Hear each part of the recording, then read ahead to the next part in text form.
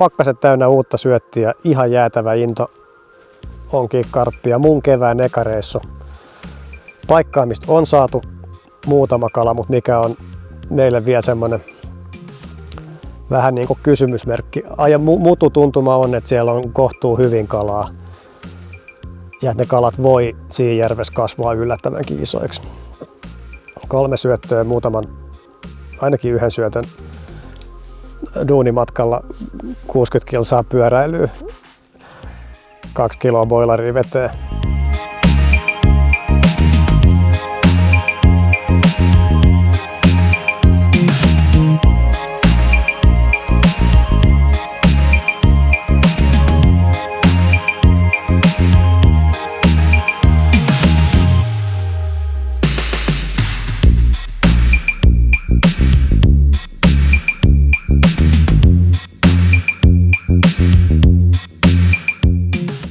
Useampi vuosi meillä on ollut aika hankalaa karpin ja onkimisen suhteet. Tuossa on muistan henkilökohtaisesti itse onkineeni melkein täydet 2 vuotta, 15 reissua saamatta yhtä ainoat kalaa. Ja pikkuhiljaa tuossa on ollut kaikilla vähän sellainen kutina, että kalamäärät vähenee. Että kaloja kyllä tulee, mutta tulee enemmän nollareissuja, ei tule semmosia ikään kuin oikeasti hyviä onnistumisia, että tulisi useampia kaloja. Ja kyllä mä muistan viime vuonna varmaan aika lailla tätä samaa ajankohtaa, kun istuttiin 2 yötä meille vanhastaan tutulla ja hyvällä paikalla. Ja saatiin 1 hikinen kala. Ja sitten sitä alkoi miettiä, että mikä hitto tässä on. Että jotain me tehdään väärin, että joku juttu tässä on. Että joku on eri tavalla. Ja sitten sitä alettiin miettiä yhdessä sitä, että mikä on muuttunut. Ja ainoa mikä me oikeastaan keksittiin, mikä on muuttunut, että meidän syöttäminen oli muuttunut.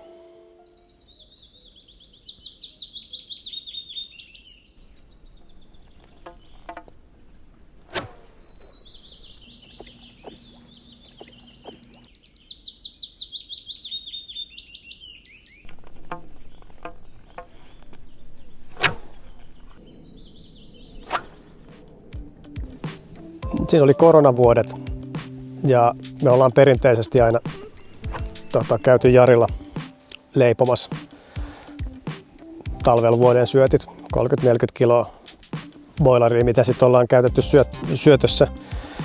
Ja sitten me tajuttiin se, että 2 vuotta, ja ne oikeastaan juurikin nämä vuodet, kun tuntuu, että on koko ajan hankalampaa, niin ei oltu syötetty Jarin boilaria, vaan oltiin syötetty jotain bulkkikaupallista.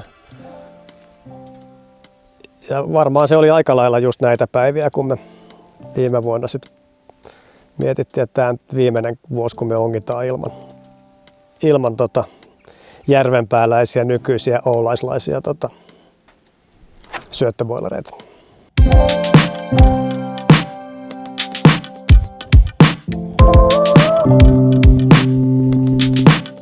Kun tietää, mitä se syötti sisältää.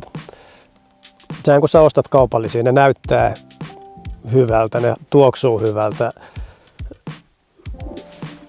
että miksi niille ei saisi. Mutta sitten kun miettii sitä, että me tehdään itse sitä boilaria, tietää mitä kaikkea. Lähinnä se ei liity niihin hajuihin, vaan se liittyy siihen ravintoarvoon, mitä se syötti sisältää. Että jos sä ostat niitä halvempia, niin niissä ei voi olla. Se ei vaan yksinkertaisesti voi olla niitä ravintoaineita. Ja kyllä me ajatellaan niin, että kyllä se kala syö sitä, mitä se mistä se saa tarvitsemansa ravinnon.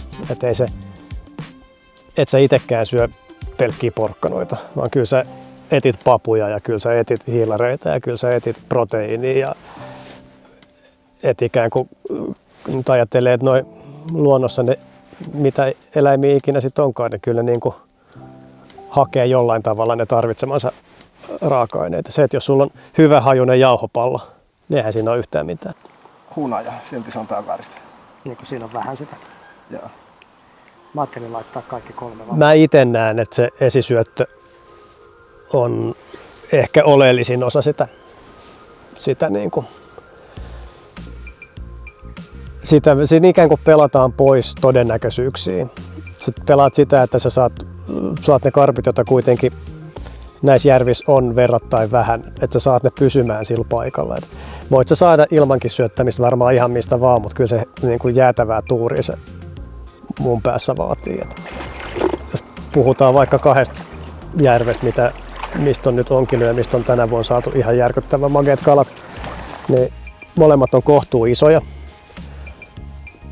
Molemmat on kohtuu reheviä, ravintoa on luontaisesti varmaan aika hyvin noilla kaloilla saatavilla.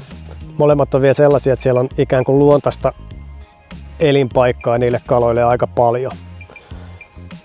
Niin kyllä mä jotenkin näkisin, että näiden onkiminen ilman sitä esisyöttämistä on vähän niin kuin ajan haaskausta. Ja on siinä esisyötössä sit myös se juttu, että jos et sä esisyötä ja sä et saa kalaa, niin se sua ärsyttää, kun sä et ole tehnyt asioita niin hyvin kuin pystyy tehdä. On niin kuin pienempiä paikkoja, mitkä voi hoitaa 1 tai 2, mutta kyllä me niin kuin järjestään, kun me onkitaan isompaa paikkaa ja halutaan niin kuin maksimoida se, ikään kuin tehdään tämmöinen iso reissu, hyvä reissu, niin kyllä vähintään se 3 kertaa sitä kamaa heitetään. Ja boilaria, spodimixia, joka on siis kamaa, missä me käytetään jotain jauhetta, jotkut ei käytä, meillä on ikään kuin sidosaineena, että se on helpompi heittää perille, niin jonkunlainen mäskijauho ja sitten sinne tulee hamppua ja maissia ja tigernuttia ja vähän boilerimurskaa. Ja se karppi on niin sekasyöjä, että sehän syö käytännössä mitä vaan sinne laittaa. Mutta meidän ajatus siinä on, osa syöttää pelkästään boilerilla. Ja mekin ollaan syötetty pelkkää boileria joskus ja saatukin kaloja, mutta jotenkin sit kun sä ongit vaikka tämmöistä paikkaa, isompaa paikkaa, niin sit kuitenkin siitä itse spodimixista, missä on öljyjä ja sitä jauhoa ja muuta, niin meidän ajatus on, että siitä jää aina myös semmoinen pieni haju, makujälki, koska siellä on, no järvethän on täynnä pikkusärkeä, lahnaa, suutaria, jotka sen varsinaisen spodimixin ehkä kohtuu hyvin pystyy imuroimaankin sieltä, mutta sinne aina jää vähän jotain.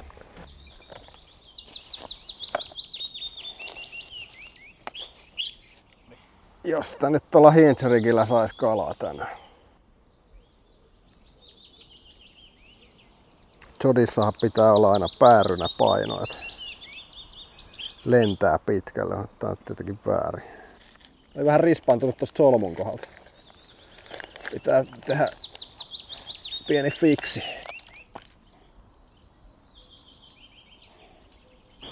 Meillähän menee aika lailla sillä, että se joka ehtii tai se joka ei ole saanut kaloja, niin valitsee ekana paikat. Ja se oli semmoinen, sieltä mä sanoin, että mä haluan ton spotin tosta.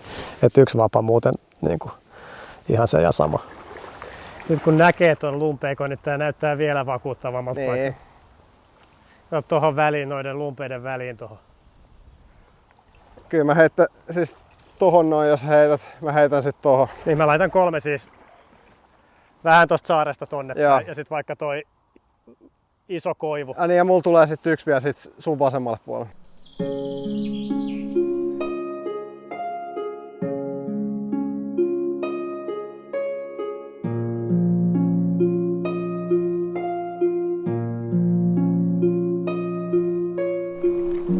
Niin mä saan nyt ton sun takapainon varmaan jäämään kiinni, kun se on irronnut.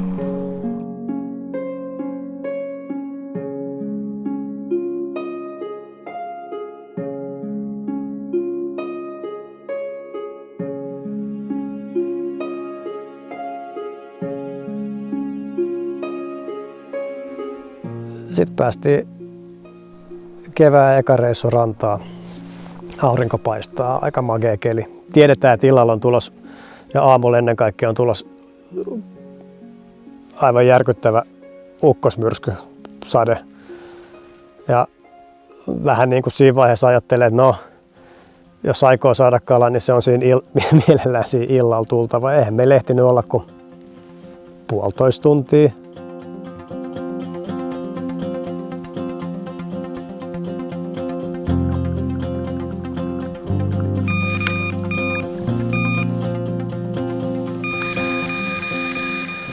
Vapa vielä sillain pystyssä. Piti niin kun saada siimat menee kaislikon yli. Ja ehkä magein rani ikinä, kun Vapa menee semmoiselle mutkalle. Se oli semmoinen jännä väsyttely. Se tuli verrattain helposti. Se on myös kohtuu tiivis paikka ja usein ne kalat tekee sen, että sen ranin jälkeen ne ui johonkin turvaan. Ikään kuin johonkin, missä ne pääsee suojaan. Sinne se meni lumpeikkoon, kaislikkoon. Se ei jäänyt ikinä jumiin, mutta se tuli vähän niin kuin sen kaislan sisällä. Ja niissä ne ei ikinä tee mitään hirveitä ryntäilyjä.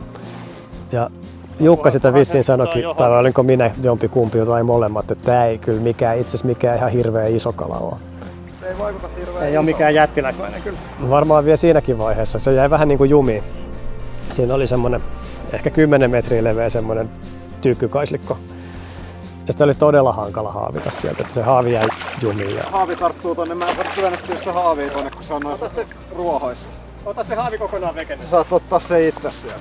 Se oli vähän sellaista säätämistä ja kala oli jo vähän sillain puolittain pinnalla. Ja vähän semmoista kohellusta, että siinä vaiheessa se oli magea tunne, mutta ei ollut mitenkään vielä sellainen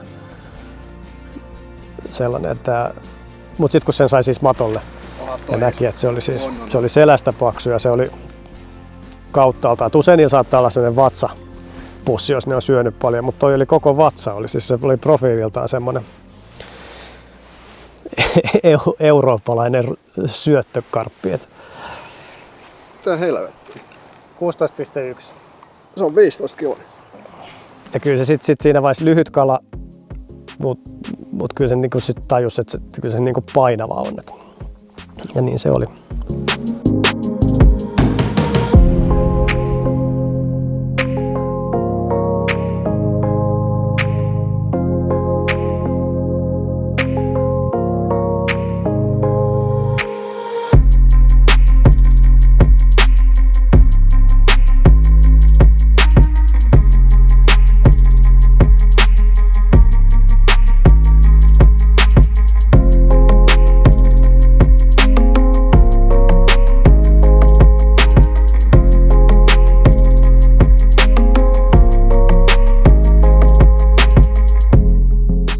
Ehkä mageimman näköinen kala, minkä mä oon itse ikinä saanut. Ihan niin kuin järkyttävä semmonen syöttöporsas.